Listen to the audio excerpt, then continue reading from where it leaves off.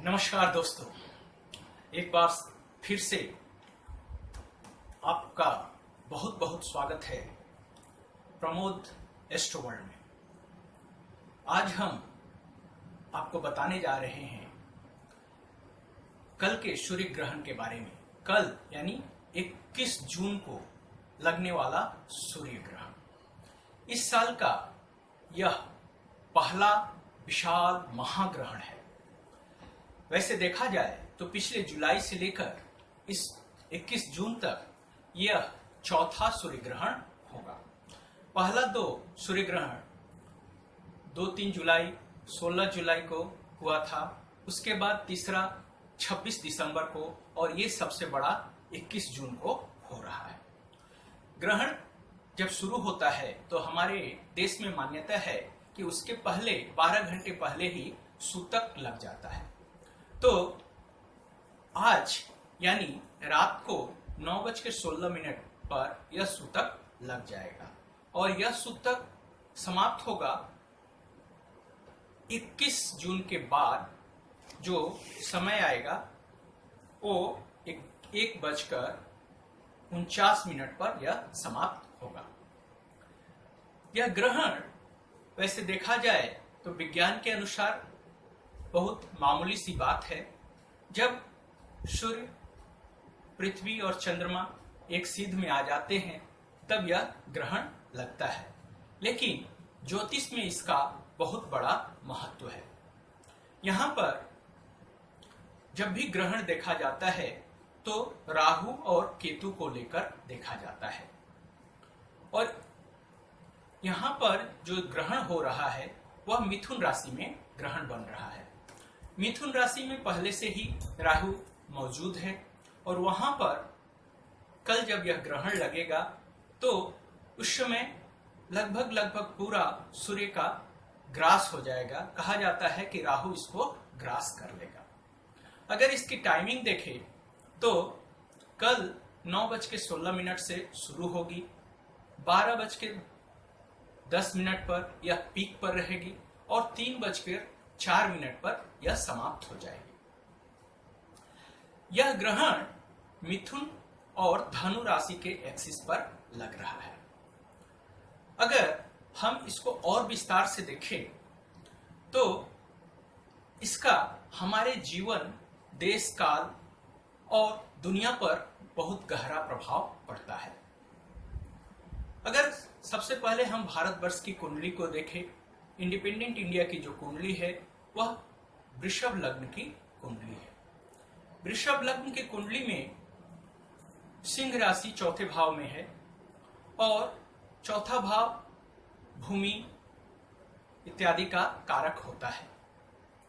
तो यहाँ पर जब ग्रहण लगेगा तो सूर्य प्रभावित होगा, और सूर्य प्रभावित होगा यानी भूमि से संबंधित जो चीजें हैं उसमें कमी आएगी, नुकसान होगा।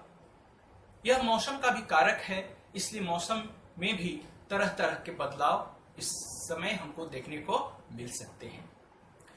इस ग्रहण की और सबसे बड़ी विशेषता यह है कि इस समय सौरमंडल में 6 ग्रह वक्री चल रहे हैं, और वक्री जब ग्रह चलते हैं तो वे अपना पूर्ण प्रभाव नहीं दे पाते हैं, उनके प्रभाव में कमी आ जाती है।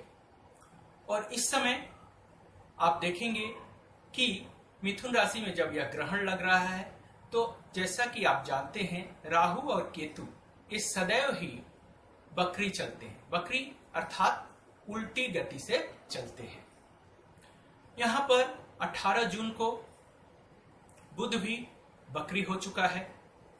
इसके साथ साथ वृषभ राशि में शुक्र भी वक्री चल रहा है, और गुरु अर्थात बृहस्पति और शनि मकर राशि में दोनों वक्री हैं। इस तरह से हम देखते हैं कि 6 ग्रह वक्री चल रहे हैं। तो जो 6 ग्रह वक्री चल रहे हैं तो इसका प्रभाव जो संसार पर वह विनाशकारी ही होगा, अच्छा देखने को नहीं मिल रहा है। अगर हम बात करें मिथुन राशि की तो मिथुन राशि में आप देखेंगे कि सूर्य, राहु, बुध और चंद्रमा की युति बन रही है। जो अच्छा नहीं है। इस समय आदमी का जो विवेक है वो भी थोड़ा इधर उधर डोल जाएगा, मति भ्रमित हो जाएगी और बुद्ध जो व्यवसाय और वाणी का कारक है उसमें भी कमी आएगी। हमारे देश की जो जीडीपी है उसमें भी कमी देखने को मिल सकती है। बुद्ध जो इकोनॉमी का कारक है खुद ही जब बकरी हो जा रहा है तो उस पर और भी गलत प्रभाव पड़ेगा और लोगों के पॉकेट के साथ साथ देश की अर्थव्यवस्था भी बिगड़ती नजर आएगी। इस पर और भी गहराई से जब विचार करते हैं तो मकर राशि में बैठा हुआ शनि अपनी तीसरी दृष्टि से मंगल को देख रहा है। मंगल जो 18 जून को मीन राशि में आ चुका है और उस मंगल की चौथी दृष्टि मिथुन में उपस्थित बुध पर पड़ेगी जो अच्छा नहीं है। वैसे भी हम देखते हैं कि काल चक्र में शनि और मंगल एक दूसरे के दुश्मन हैं, उसी तरह मंगल और बुध भी में दुश्मनी है। तो यहाँ पर शनि अपनी दुश्मनी मंगल से देता है, मंगल उसका प्रभाव बुध पर देता है और इस कारण हमें देखने को मिलेगा कि जो इकोनॉमी है वो अच्छी नहीं रहेगी, बहुत सारी विपदाएं आएगी। इसके अलावा बुद्धि का कारक होने के साथ साथ यहाँ पर शुक्र भी बकरी है तो जो ग्लैमरस वर्ल्ड है वो भी प्रभावित होगा। खेल कूद से जो भी लोग जुड़े हैं उनको भी समस्याओं का सामना करना पड़ेगा, उनमें भी कमी आएगी और वे चकाचौंध से थोड़े दूर रहेंगे।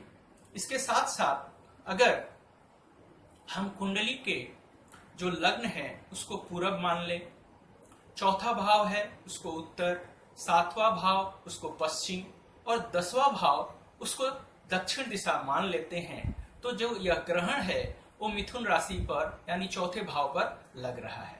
चौथे भाव पर लगने के कारण यहाँ पर बहुत ही उथल पुथल होने की संभावना है। चूंकि राहु बीमारी का कारक है, ग्रहण में आत्मा का कारक सूर्य, हेल्थ का कारक सूर्य जब अस्त हो जाएगा तो निश्चित रूप से आप देखेंगे बीमारी बढ़ती नजर आएगी। वैसे भी जो संसार है पिछले नवंबर से कोरोना से ग्रस्त हो गया है और यह बीमारी रुकने का नाम नहीं ले रही है। विश्व में जगह जगह पर औषधियों के निर्माण का कार्य हो रहा है पर पूरी तरह कहीं भी संपन्न नहीं हो रहा है, न वैक्सीन बन रहा है और न कुछ इसकी दवाइयां ही विकसित हो रही है। और इस दिन जब स्वास्थ्य का कारक सूर्य को राहु अस्त कर देगा तो इसका भी प्रभाव संसार पर बुरा ही होगा, अच्छा देखने को नहीं मिलेगा।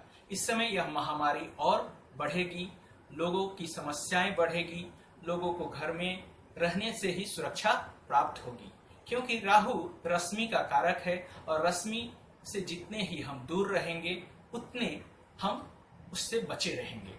तो इस तरह से देखते हैं कि जो बीमारी कोरोना संसार में फैली हुई है इसका अभी न वैक्सीन मिल पाएगा न कोई तोड़ ही मिल पाएगा और यह बीमारी और बढ़ेगी क्योंकि यहाँ पर राहु सूर्य को ग्रास करके और मजबूत हो जा रहा है।